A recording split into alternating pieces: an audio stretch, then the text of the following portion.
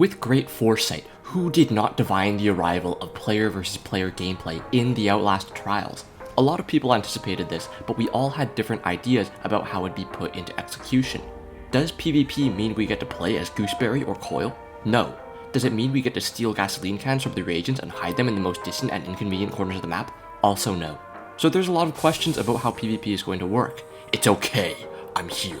Red Barrels very graciously and generously invited me and a lot of other content creators for a playtest session where we got to play as both Reagent and Killer in this new game mode called Invasion. Unfortunately, I cannot show you any gameplay from the playtest, but I can discuss everything I saw and experienced in my gameplay, and I can share with you basically every detail they shared with me. Basic premise: in Invasion, a group of 1 to 4 reagents will play through the trial as normal. They win by completing all objectives and exiting the trial with at least one surviving reagent.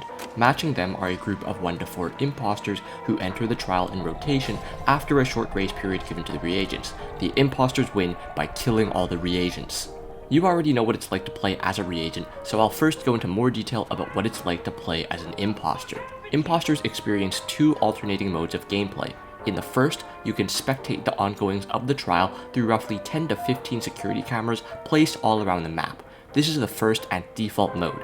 In true FNAF fashion, you can cycle through each of the cameras for a different view of the map, and each camera has a pretty wide swivel so you can look all around. You can see X-Pop and reagents walking about, and you can ping both the X-Pops and reagents. Reagents are notified when you ping them, and they can also look up to see the security camera that you're watching them through. They can use projectiles to destroy the security cameras permanently, but this requires pretty good map knowledge. When I played as a reagent, I panicked when I heard I was getting photographed, and I looked all around me, but I could never find the security cameras above me. Skill issue maybe? I'll talk more about this later, but it looks like the Invasion game mode as a whole is designed to reward elite map knowledge over anything else.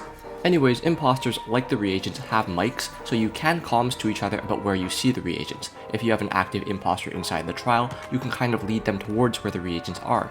You can say, for instance, "Brother, make with haste for the diner. A reagent is in the process of abducting a mannequin," and your imposter teammate can go in there and try to stab them to death.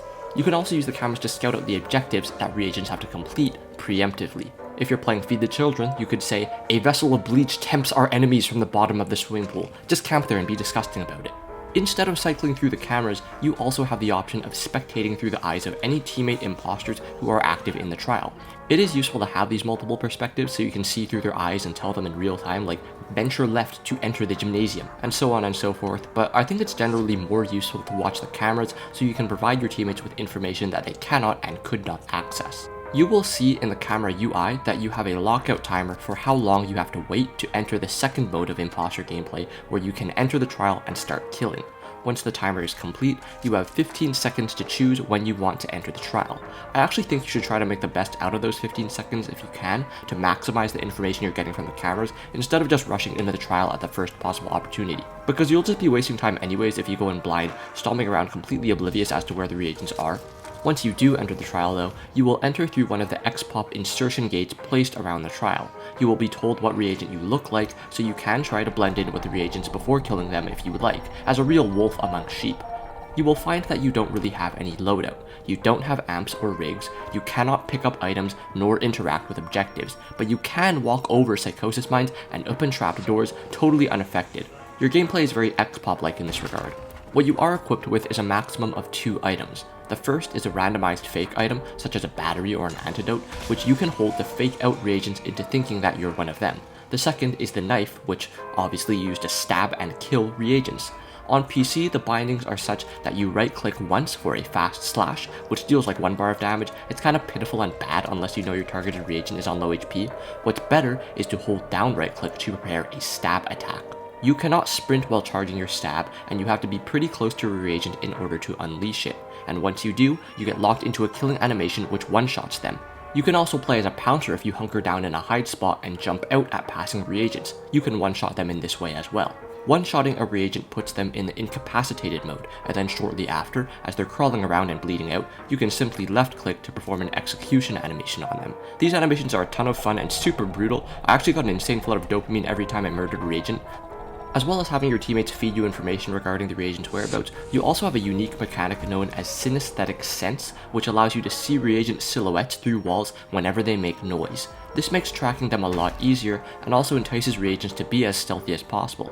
And when spectating teammates ping the reagents through the cameras, you can see the pings through walls and track their location that way. As an imposter, you have a 2-minute window to remain within the trial hunting down reagents. These timers work out so that the imposter team generally doesn't get to have more than 2 imposters active within the trial simultaneously, except during the reagent's exit rush, where all imposters are unleashed onto the map together at once. But I'm getting ahead of myself. Once you, as an individual imposter, use up your 2-minute window, you get shocked for regular periodic damage, just like in Stay Together, until you exit the trial through one of the insertion gates. Actually, at any time during the 2-minute window, you can exit early if you want through these insertion gates, but in most cases, you should try to make the most of your 2 minutes as you can, so you can do as much damage and create as much threat towards the reagents as possible. Once you successfully incapacitate a reagent, incapacitate, not execute, the game sets your 2-minute hunting window to 20 seconds, no matter where you were within that 2-minute window, just so that you can't wreak too much havoc in a single rotation. But don't feel like this is unfairly punishing skilled imposters for being skilled. If you really are good, you can still use those final 20 seconds to, as quickly as you possibly can, murder any other reagents who are still scrambling around at a window.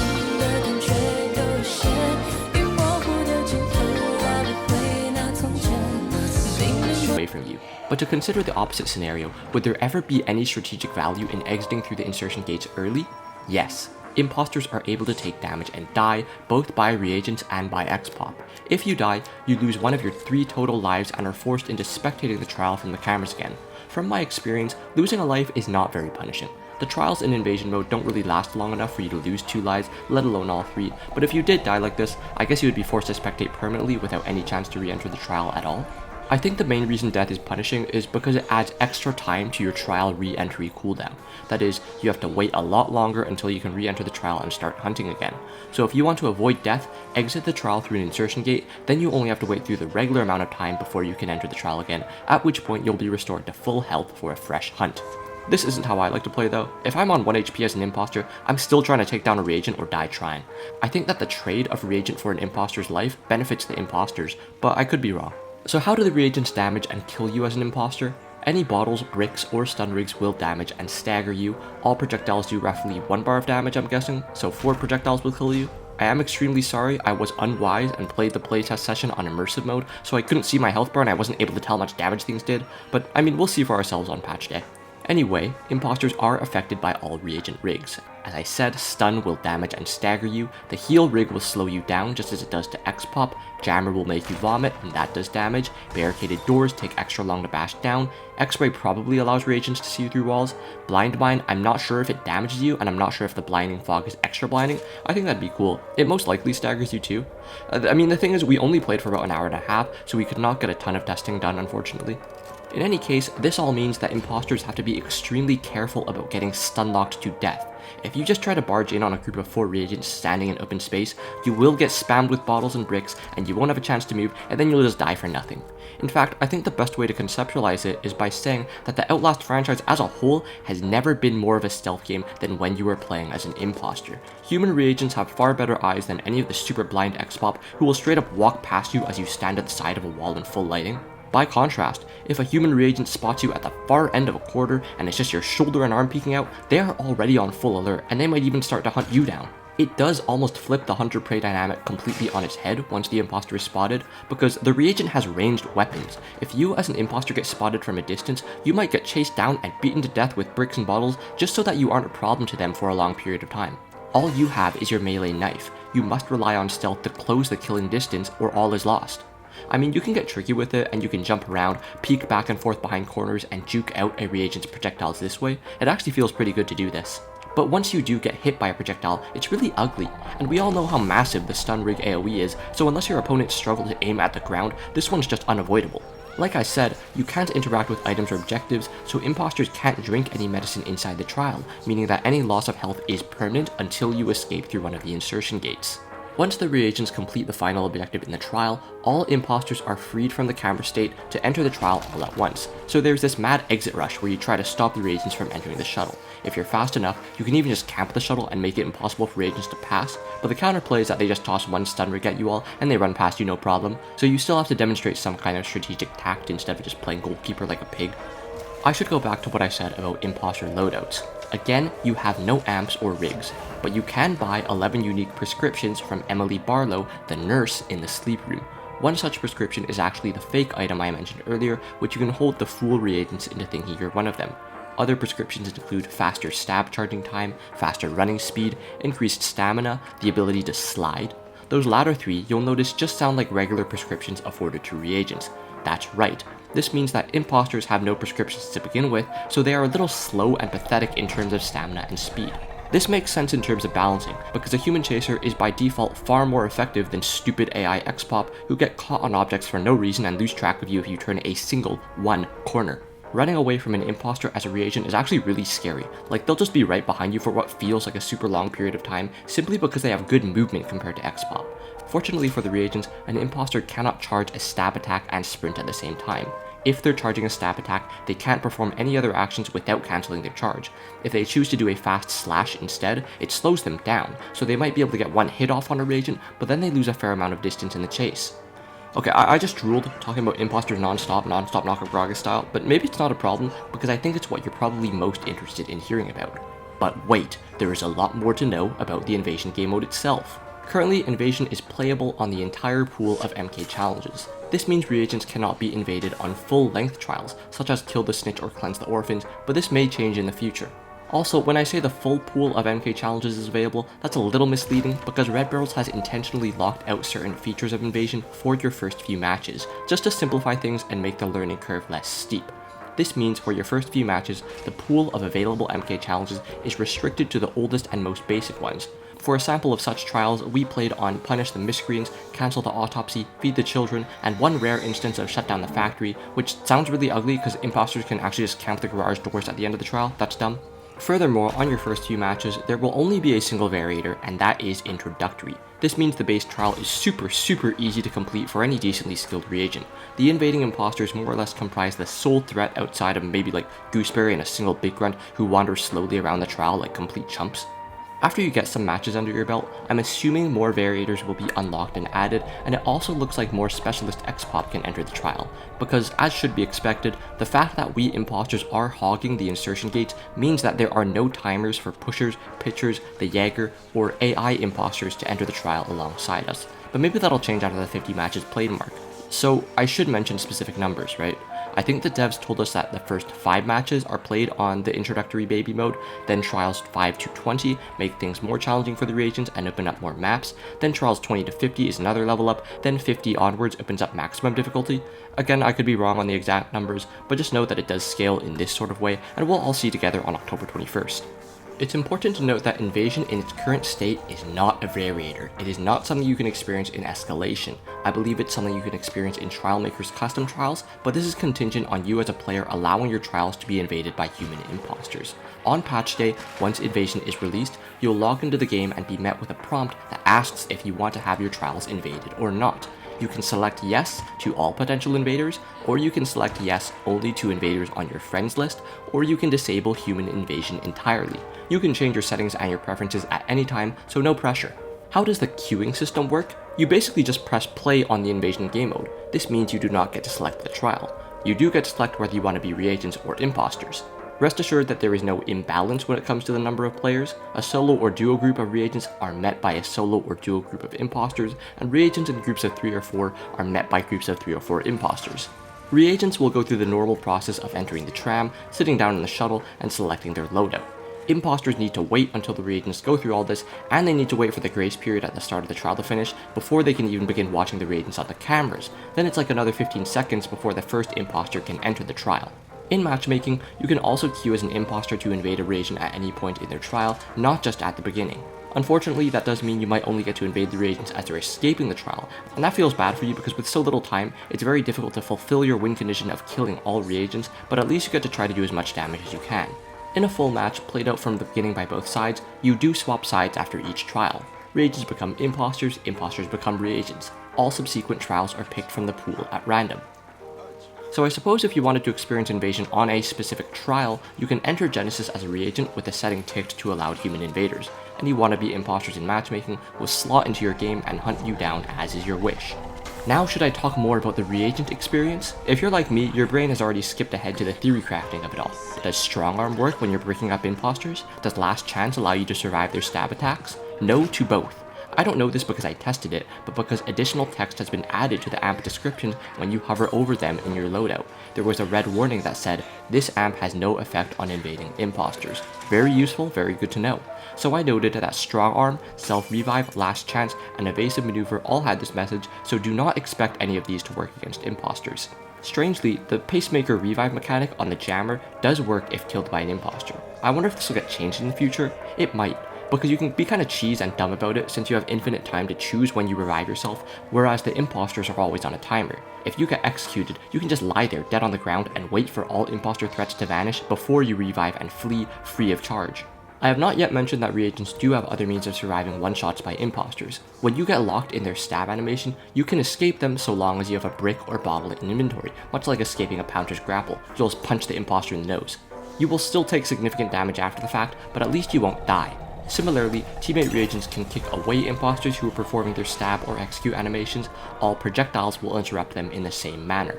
As for gameplay strategies, it looks like reagents should speedrun the beginning of an invasion trial as much as they can to make as much use of the grace period as possible, because this grace period is purely timer based. The imposters do not have to wait for you to reach the first objective or anything like that, they just need to wait out their timer. After the imposters are unleashed, I've seen reagents employ two main kinds of strategies. The first is for the reagents to split up and each of them complete different parts of the trial's objectives on their own. This means they can potentially complete the trial much faster, but the trade-off is that they're all isolated from their teammates and that puts themselves in grave danger. But because very skilled players can complete most MK challenges in an average of 5 minutes, potentially even 4 or 3 or 2, I think this trade-off can be very worth it. The other strategy is to do the opposite and for all the reagents to huddle together at all times, as if they're playing stay together. This makes sense because there's safety in numbers, and there's also the opportunity to bottle spam any incoming imposter to death. Very safe, very reliable. Resurrections are easy because even if any reagent manages to die, you're already right next to each other and can pick each other up so easily. The main trade-offs are that this playstyle means you complete the trial much more slowly, and also the safety and number things can quickly crumble if you get cornered by one too many threats. I barely talked about the X-Pop in Invasion at all, but they are still around and they can still pose a threat. It's just that the threat they pose, particularly on introductory mode, really pales in comparison to the threat of human invaders. But they can amplify that threat if you have, Gooseberry and a big grunt cornering the grouped reagents inside the Fun Park Diner, and then the human invaders can go in and make easy pickings of the panicked reagents. A lot of interesting tag teaming can happen this way. Remember that imposters can also get chased and killed by X-Pop as well, so what imposters can do is lead the X-Pop towards the reagents, and that's basically recruiting an extra teammate to their cause. The enemy of your enemy is your friend, even if they're your enemy. However, it does seem like X-Pop are much more sensitive and bloodthirsty towards reagents rather than imposters. If an X-Pop is locked onto a reagent, I as an imposter basically don't have to worry about them turning onto me, but again, the AI functioning is subject to change. Basically everything I'm talking about in this video is subject to change. I hope it goes without saying, but if you're watching this video 6 months after the upload date or something, well, brother, click on a more recent video. I wouldn't be surprised if half the stuff I'm saying is already out of date by then, which does not reflect any issue with me or with the game. It would be a good thing if the game evolves and changes in response to player feedback and experience. As for imposter strategies, I think it's a very powerful thing to just locate the objectives within the trial and camp them before the reagents can get there, because even if you're late, you're likely to encounter the reagent on their way back. Also, even if you're not there, even without doing anything, you passively create fear in the mind of knowledgeable reagents because they should come to expect that you are present at any objective they want to approach, and that slows them down a lot, because then they have to treat the game like it's a tax shooter. They have to clear every corner, stay away from every hide spot you're potentially in, check all around them to see if you're flanking at all times. When I was playing as a reagent, I learned to just disregard all locked containers and doors, because you have to sit there for 8 seconds or so just picking a lock. You're a sitting duck for an instant death by stabbing. That's kinda bad. Unfortunately, a lot of objectives, like starting a generator, requires this same amount of time spent sitting in one place while you're super vulnerable, brazenly revealing your silhouette to the imposters with their synesthetic sense. Maybe this makes the stay together strategy a lot more valuable, because pairs of reagents can protect one another as they're doing the objectives, and then it's much less threatening. One interesting thing I'm already thinking about is coded communication between reagents. Remember that imposters can look just like you and your teammates. Imposters are also able to use the emote wheel just like reagents. Maybe reagents who are split up and happen to link up can develop their own signal using these emotes. Once you see each other, you can use the wait emote or something like that to confirm that you are your own teammates. Or maybe you can both crouch for a split second. I mean, this probably isn't super useful because the imposter can just mimic whatever action you perform if they understand that you're trying to signal like that. But you as a reagent can also accompany the signal with the vocal comms. You can ask, is that you emoting? Is that one of you emoting with me right now? And if you get no response, you know it's an imposter. Otherwise, you might end up wasting a projectile on someone who actually turns out to be your teammate, and that is extraordinarily lousy. On this topic, I am not sure if there's a ton of value in imposters genuinely pretending to blend in as reagents teammates, because the longer you spend alongside them, the more time you give them for them to get suspicious about you. Also, if the reagents are using the full grouping strategy, it will be immediately obvious that two people look exactly alike and that there's one extra person who shouldn't be there. This is without mentioning that it's practically impossible to approach the group undetected, since they should all be watching each other's backs at all times. So is there any value in trying to trigger discipline in this way? If you're especially slick with it, maybe you can hide around a corner where you know reagents will pass by you, then you just stand up and walk alongside them as if it's completely normal. Then you can wait until the reagents are distracted, perhaps doing an objective or something like that, so you can sneak a quick stab kill and run straight out without getting bottle spammed to death afterwards. This sounds cool in theory, but I don't know how easily or practically or reliably it can be pulled off. I'm really looking forward to seeing how creative we can all get with this sort of stuff. Unfortunately, the best strategies might turn out to be the most boring ones, which just happens a lot of the time in any PvP game. Instead of trying to play as a proper trickster, maybe it is just best to camp objectives and camp the exit shuttle and just be a stationary nuisance. I hope it doesn't turn out that way, and I imagine it won't because stun rig feels super OP as a counter to the camping gameplay. Stun looks like the best rig overall, which isn't different from normal gameplay. Also, I think blind has got to be worthless, because unlike using it against XPOP, human imposters can easily avoid any reagent's placed mine. There is no such thing as creating a choke point, because human imposters know how to just jump over it or step around it. That is, unless the trigger range has been greatly increased in the fashion of the proximity mine variator, which used to exist but was removed. That would be cool. I don't know if this is how it works, but I hope it does. We can get to test it. Imposters can hold fake items, as I said, but I don't think they can drop them or offer them, so the fake item probably doesn't last as a functioning fake for an extended period of time. There is also some RNG depending on what item you get. Like, I think it's a far more obvious giveaway if you just walk around holding a small battery at all times. Like, imagine how stupid you look. No regular reagent is walking around holding a small battery, and people know that, so then you get the death by 1,000 bottles. Okay, I just said a lot of words. I'm still afraid that there's a lot of crucial details I have forgotten to mention, but this is super exciting to me. I was pretty skeptical of PvP being implemented for a lot of different reasons, but what Red Barrels has cooked up here, the base concept of it, is a lot of fun. It's a lot of fun to play as both reagent and imposter, because the thrill you get from killing a reagent is incredible, the thrill from denying an imposter killing you and just breaking them down is equally incredible. PvP just brings something totally different when you know you're challenging an intelligent human being just like you, and the battlegrounds are made equal in this sort of way. I know I sound like a paid shill, but I am not a paid shill, which is exactly what a paid shill would say. I am somewhat concerned that the fun of Invasion is only a novelty and will lose interest in the game mode briefly after its implementation. But on the flip side, it's also very much possible that this is the game mode that could send the Outlast trials to the moon. A lot is up in the air right now, and we're only a week away from release. Congratulations to T1 for defeating Invictus Gaming in the play-in stage and making it to Swiss. Can Faker secure the third consecutive World Championship and achieve what he could not back in 2017?